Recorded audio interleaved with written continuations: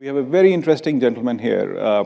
His name is Arun Majumdar, one person who possibly needs no introduction in Bay Area, possibly across the world as well, for a simple reason that he's somebody who created the first school, or who's the founding dean for the first school that was created at Stanford in 75 years. For the Dyer School, he's the dean here. In fact, one of the foremost authorities on climate and energy.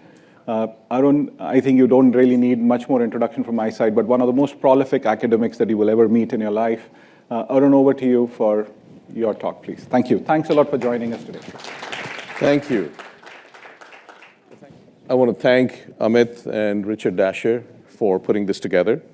For those of you who are not from Stanford, welcome to Stanford. The last time I visited India was in August of 23 for the B20 meeting.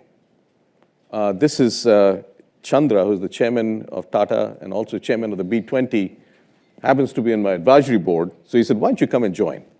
Which I did. I don't know how Chandra framed it. I mean, the timing was impeccable because India had just landed Chandrayaan-3 on the south pole of the moon, which is an amazing historic moment. And if you combine this with the digital infrastructure for payments, the inclusive growth that the Prime Minister talked about, this is a very different India that I saw than even like 10 years ago. And I just left with a sense of pride. There's a contagious optimism.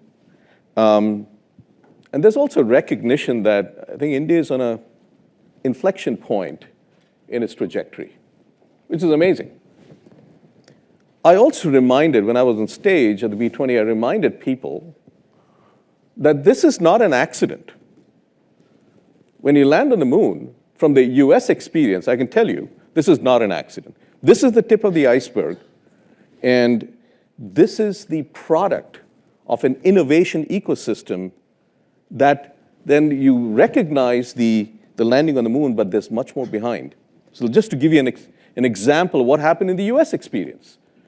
When people landed on Apollo 11, 1969, with a call to action in 1962, which I'm going to go back to.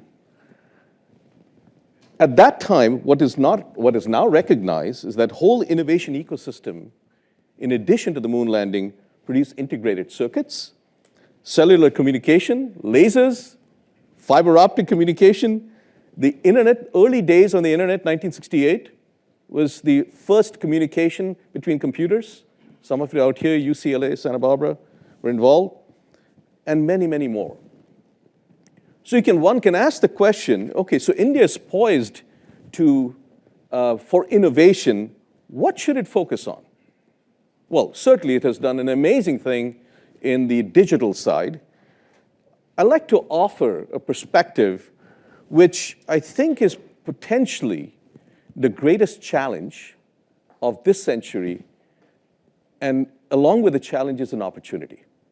And is the opportunity to seize, and it's up for grabs for anyone. And the question is, will US and India seize it together? So I'm going to explain to you, in my perspective, of the global challenge, because this is a global issue, and India and US are global players. Okay, so let me fast forward. Okay, so this is the world population. And whenever I've presented this, MR reminds me, you scare the heck out of people. So I'm going to scare you a little bit. But I'm also going to give you the flip side of it, the opportunity. This is the human population. It took 1 million years for the human population to grow to 300 million. And now it takes 13 years to add 1 billion people. Okay? This is not exponential. This is super exponential. I call this the human tsunami. Yeah? Along with the human tsunami, there's a human consumption tsunami. This is in terms of GDP. I put it in GDP because people are consuming. That's why people are producing, right? And this is a great story for human beings, because without this, we won't have the lifestyle that we have today. We would be an agrarian society of 150 years ago, right? This is a great story. Your life expectancy has gone up, our health has gone up, all of these things. We have information on our fingertips. That's all this. But it's a consumption tsunami. But to produce that, We have the energy consumption tsunami. And I put this only in the last few, those arrows are my family's generations. I was born in the 1960s in Kolkata, grew up in Delhi. My kids were born here in the 1990s. My parents were born in the 1920s and 30s. They went through this partition, if you recall, some of you. And my grandparents were born at the turn of the century, right? In fourth generation, we went from most of the energy from biomass to where we are today, 80% by fossil fuel. So it should not be a surprise to anyone that there is a CO2 tsunami, okay? And you can extrapolate this to the water tsunami. There's a biodiversity challenge, all of these things. So you are at a university. You'll get a quiz, and your lunch depends on it. No, I'm just kidding. I'm going to throw some numbers at you, and I want you to think about the units. I'm going to give you the units of the first. So 1 to 840, 20. The first two numbers, 1 degree Celsius, it's about 1.3 degrees Celsius, is the global average temperature rise from that pre-industrial level. 2 degrees is the max from the Paris Agreement, which India and US were both part of, right? The next number is 800. The 800 is not 800 degrees Celsius. We're not on Venus. If you are to maintain the 2 degrees temperature rise, we have a budget of 800 billion tons of CO2, the global budget, okay? 800 gig. The next number is 40. That's the rate of emissions of CO2 per year globally. The last number is obvious. We've got 20 years. That's the next 20 years are likely to be the most important 20 years to address this issue. And when I say 1 degree, 2 degrees, of course, it's just a manifestation, representation of the challenge that we are seeing. These are summer temperatures, NASA data. This is data, not projections. And you can see, some summers are hotter, which are red, some summers are cooler, which is, blue. You can see where this distribution is going. And the tail of the distribution, which is the heat waves and the humidity waves, they're reaching places where this is unprecedented. And that tail of the distribution has a more disproportionate effect on human health, on economies, and all that. So this is what's going on. And so we are in this situation. This is pretty scary. So people have realized that we have to do something about it. So now I call this the defining challenge, because this is not just energy. What happens in energy, we'll come to that, affects water. We all know this. What happens in water affects food, biodiversity, ecology, global health, and climate change affects all of them in generally an adverse impact. This is the sustainability challenge. So people have realized this is a problem. And so the global commitments that have been made in Glasgow, right? India's 2070, US is 2050. The United Nations has sustainable development goals. More than 60%, I'm told, is 80% of the Fortune 500 companies have made some kind of climate and sustainability commitments. They're trying to figure out how to get there. The commitment has been made. They're trying to figure out the details. The details have not been worked out, okay? This is like marriage. You make a commitment, then you have to work out some details, right? So that's what's going on. And no one really has a pathway through. You ask any corporation if they say they have a plan, please let me know. So given all of this, but the question is, what do we need to do? This is the macroscopic picture. On the vertical axis is CO2 per year, CO2 emissions per year. On the x-axis is time. And so I call this scale versus speed. And if you look at the red line and the blue line and the yellow line, that's the decarbonization effort that needs to be done. It's in tens of gigatons, 50 gigatons per year. That's not enough. This blue line is the negative emissions. These CO2 molecules have to be there, will remain there in the atmosphere for several hundred years. So the CO2, the waste that the West has produced over the last 100 years or so, most of it came from the Western economies, right? We have to remove our own garbage, to put it bluntly. Otherwise, we'll have problems. So this is the macro picture. But of course, this is not going to happen by extrapolation of the past. So how do we address this? I'm throwing out these gigatons as if these are just numbers. So let me give you another quiz. What is the weight the total weight of all 8 billion human beings on Earth in gigatons. Okay? Remember, tens of gigatons. What is the weight? Half a gigaton. Okay? We're talking about new industries that need to be created. And we are seeing early days of that right now. That's the opportunity. So you have multiple gigaton scale, $1 trillion per year industries that need to innovate. Electricity, heating, transportation, you can go down the line, including information. If you look at the growth of energy use and information, it is pretty, all the chat GPTs that we do, that takes a lot of energy. So they have to transform. This is the largest transition for humanity. 8 billion people going to 10 billion, $100 trillion economy that is based largely on fossil fuel and with emissions that need to transition in the next 40, 50, 60, 70 years.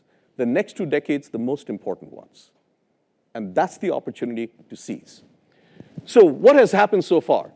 Energy innovations of scale in the United States. We have been fortunate with natural gas. That has emissions. But also renewables. This is the first time in history, human history, that renewables at this scale, of terawatt-hour scale, is one of the cheapest way to produce electricity. So it's not a surprise that you're seeing all these investments. Last year, $1.8 trillion investment globally in renewables. In oil and gas, $1 trillion. Okay? So you're almost a factor of 2. Batteries, we all know, electric vehicles, and if it comes down to, goes down by a factor of just 20, 30% or more, we can have electric vehicles cheaper than gasoline vehicles. And of course, this has been picked up. And let's not forget energy efficiency light-emitting diodes, which are becoming as cheap as incandescent line. So why would you put in incandescent which is more of a heater with a little light source? But this is not enough. There's a lot more that needs to be done. You need multi-grid scale storage at 1/10 the price of lithium-ion batteries. There's small modular nuclear.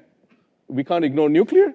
There's refrigerants. This is the cooling thing that, when refrigerants have a global warming potential of 3,000 times that of today's refrigerants. Energy efficiency in building.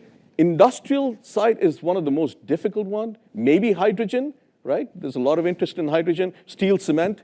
And there's a standard question that if you can't decarbonize steel and cement, it's going to be very hard to decarbonize the economy. Because that's the infrastructure that we build. Food, by the way, is 25% of the emissions, food and agriculture. And there needs to be this huge sucking sound of CO2, okay? That has to be put somewhere.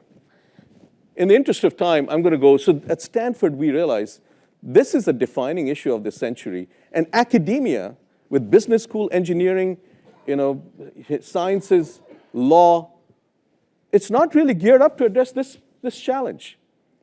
Because this is not just a business or an engineering issue. This is all of the above. So we have business schools, engineering, but we decided to launch this, the first school in 75 years, with a vision to create a future where humanity and nature, those 10 billion people and nature can thrive together. But this cannot be done alone. This has to be done in partnerships. The whole idea is to create knowledge, co-create scalable solution. We, sitting here, do not understand fully the challenges in India. That needs to be co-created and co-developed with partners worldwide. This is about the opportunity of the lifetime. I'm an engineer. Engineers, we generally look at, let's solve the problem. Well, this is the biggest problem we can think of creating knowledge and scalable solutions innovation. I'll give you a few examples. We're sitting in Stanford. This is Fred Terman, was the dean of engineering, who had 2 students, Hewlett and Packard. That led to this growth of Silicon Valley, right? And we are sitting here. This is named after Jensen Huang. That's Y2E2. This is Jerry Yang and Akiko Yamazaki. That's Ram Shriram, Google, and Spilker, which is GPS, right? We are the beneficiaries. It started from here as the beneficiaries of this innovation ecosystem. And in the energy area, we have a center after Tom Steyer and his wife of the sustainable innovation. And that has, over the last decade, we've invested just small amounts, 100K, 50K, $6 million. Follow-on funding, $1.6 billion. Okay, Okay, so this is how you start to launch innovations, because sometimes for large companies it's very difficult to move, but small can do that. This is already there, and we felt this is necessary but not sufficient. We have to think about scale, and we have launched something called the Sustainability Accelerator, which is preparing for scale-up. It's not just startup. It has to be at scale-up. So you have to prepare for the scale-up when you start up from the beginning. And I'm going to harken back to the moon landing from the US perspective now. This goes back to September of 1962, President Kennedy launching the moonshot of we choose to go to the moon in this decade, not because it's easy, but because it's hard. It's an organizing principle to get everyone focused on where you want to go. We are taking that on scale and destination seriously. We have called this accelerator. We have multiple flagships now.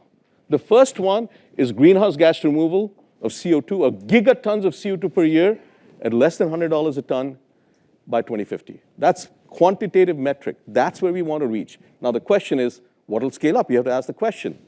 And there are many more. Adaptation. This is super important. Adaptation for billions of people against the tsunami of climate change. And protecting land and water, feeding, food security is going to be a huge issue. Right? So we have to work backwards now, just like those NASA people did. Work backwards from the destination, thinking about the scale, and that's what's going on. There's lots of issues. It's not just technology then. It's about finance, about policy, equity, supply chains, education, and at scale, unintended consequences. We are living in the unintended consequences of the 20th century. This at scale will have unintended consequences. We have to think about that. And then you start up to scale up. That's what we're going after. Let me end by, this is our North Star of the school. This is a very different kind of school. It's an all-campus effort. And this is about harnessing all the powers we have. Knowledge, education, talent, innovation, partnership, influence, to really restore it for our kids and grandkids. And in the words of Martin Luther King, who was a big fan of Gandhi, the fierce urgency of now. Of course, he used it for a different reason. And our North Star, real North Star, is a different way of looking at the future. We do not inherit this earth from our ancestors. That's a typical way. We are really borrowing this from our children. So this is all about the future. Thank you very much.